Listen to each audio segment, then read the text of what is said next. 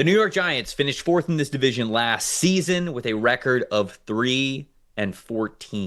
Their reward was Abdul Carter, which not bad. Not bad. If you're gonna be bad one year and you can get a player who has some insane pass rush potential at a premium position, you love that. I know they would have liked to get a quarterback, but they do have a quarterback that they got a little bit later in the draft in Jackson Dart. We'll talk about that more in a second. Their projected win total, at least from us, 5.5. That is that number there. You look at that 2024 offensive grade, you see Malik Neighbors on the screen there, a dynamic playmaker to be able to get the ball to, but they needed somebody to get him the ball. They were 29th in the NFL last year, 64.4 overall offensive grade, and they were 20th in defensive grade at a 66.9. Your thoughts overall with the Giants, how they played last year? Hey, Brian Daboll, Joe Shane, back in the saddle with his team, and we wondered if they were going to clean house after last season.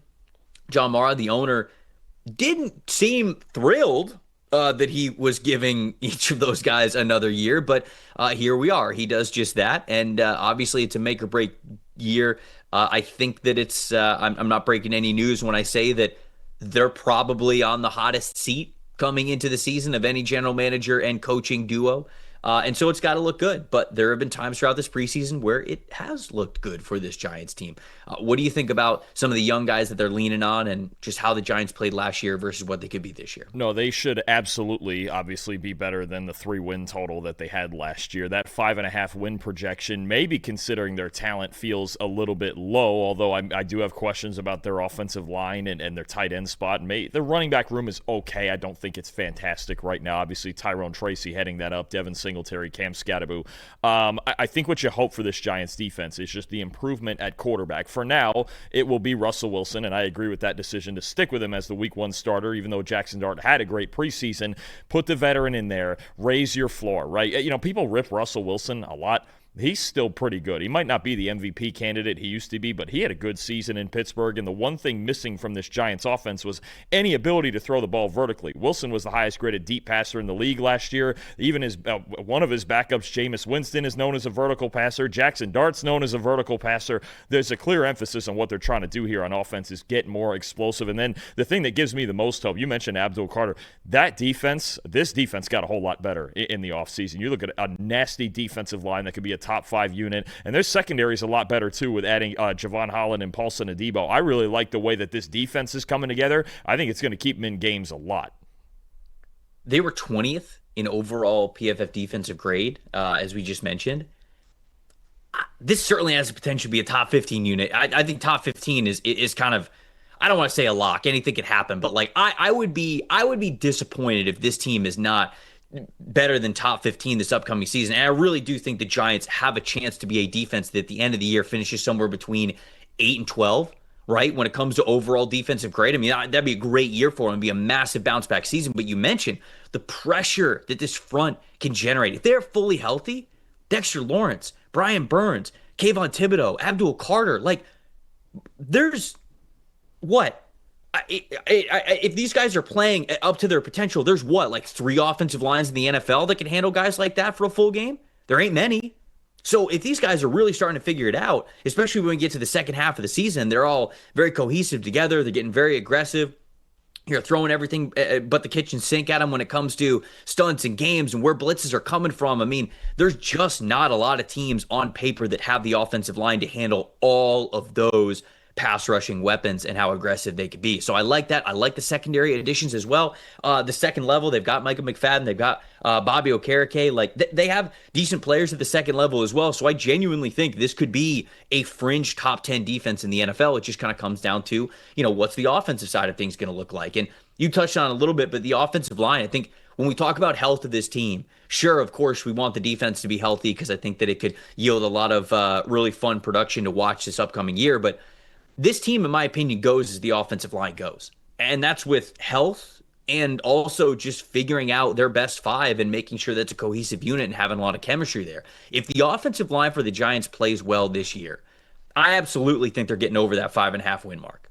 I absolutely do, especially with a 4th place schedule with them finishing last in the division last year. So I'm not sitting here getting super bullish on the Giants, but there is reason to believe that if you like who Brian Daboll is as a head coach, which I do, You can look at the last couple of years and say, yeah, they took some swings and they ended up being misses. They had some bad, ball luck when it came to where the ball was bouncing. They had some bad injury luck as well. If they get more on the lucky side of things and you believe in him as a head coach, if you tell me this offensive line is going to be fully healthy and even decent, I like the Giants' chances to compete against a lot of teams this year.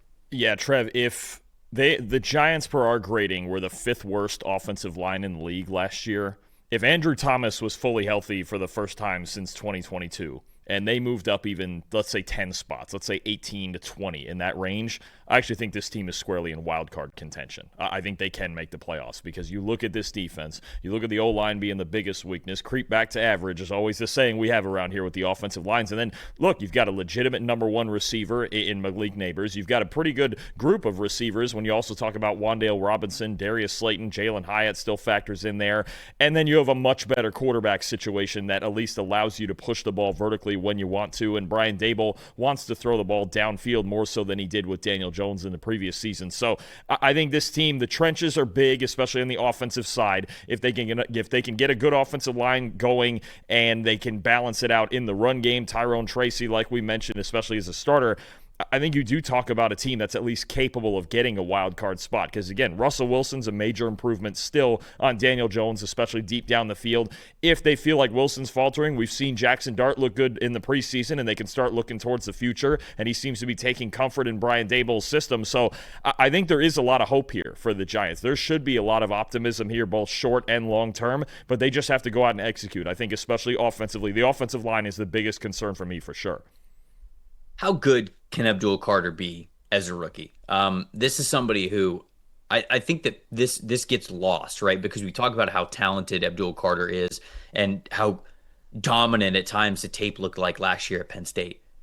That was his first year as a full-time edge rusher, right? He was an off-ball linebacker for this team as a freshman and a sophomore. Last year was the first year that he was a full-time edge rusher, and it looked like that. It was elite PFF grades. It was great pass rush win percentage. It was athleticism that offensive tackles at the college level simply could not handle. Now, when you get to the pros, obviously it's a lot different. And these offensive tackles, especially the ones that have been around the league for a couple of years, they are not only able to match you pretty well athletically, but they can technically beat you as well. They can neutralize a lot of pass rush moves. I've said this before, sort of as a scout and a draft analyst.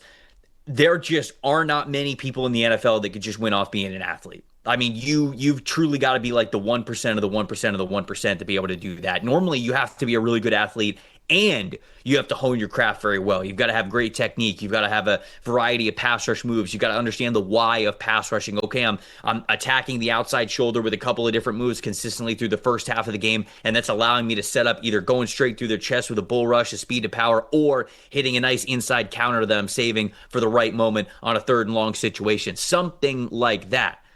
Can Abdul Carter be an impact player, even though just this being year two of him as a full-time edge rusher this year on that Giants defensive line? What are your expectations for him? No, Trev, short term, long term, whatever time frame you want to put on it, because to me, he's just about the exact same player. He can be as good as Micah Parsons. I know it's the easy comp, converted linebacker, same school, wore the same number, all of that, number 11 at Penn State's a whole big deal. Max tells me all the time, but no, he's got that level of talent. He's a Micah Parsons clone, and I've already seen in this preseason Shane Bowen is going to experiment with putting Carter in pass rush situations on the inside next to Dexter Lawrence, flying all around at linebacker. He could even drop back to linebacker in their base defense if they need a third one because he's got that experience as just a stand-up or a down edge rusher. He's a freak of nature. At any point, the idea behind taking this guy third overall was that he's the next Micah Parsons. It's the same blueprint from the same school. It really is almost the same player. That's how good Abdul Carter can be, and he very well could do it immediately. And that is why Ben Lindsay, for his season-long bet, likes Abdul Carter to win Defensive Rookie of the Year at plus 225. This is from Ben here. Quote, I'm generally not quick to bet on heavy favorites for an award like this, but Carter's price feels like it should be even lower given what he showed at Penn State in limited preseason snaps. He'll have competition for snaps on the edge with Brian Burns and Kayvon Thibodeau, but he'll also be rushing on a very talented front, which should boost his opportunity for sacks, quarterback hits, things like that.